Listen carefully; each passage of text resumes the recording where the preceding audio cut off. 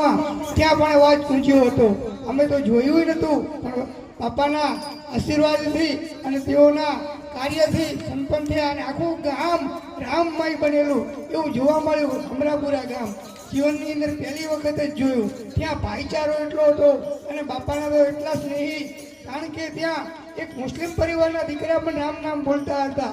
એનો અમને આજે હૃદયથી આનંદ છે, કારણ કે મુસ્લિમ પરિવાર રામ નામ બોલે અને માતાજીનો વીડિયો ગાય અને એમાંય બાપાના પરમ ભક્ત, કે અમે તો બાપાની જોડે મામા મામા કરતા.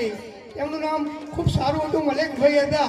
અને આનંદ કહેવાય, કારણ કે રામ નામ બોલવું ને એ તો જીવનની અંદર એક લાવો છે અને ભાગશાળી હોય ને એ રામ નામ બોલી શકે.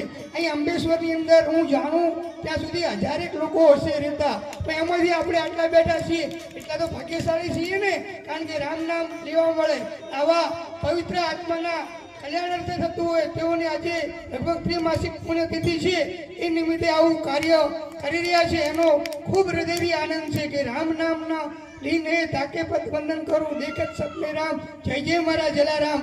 સર્વનું કલ્યાણ થાય એ જ પ્રાર્થના. સૌને જય જય સીતારામ, જય જલારામ.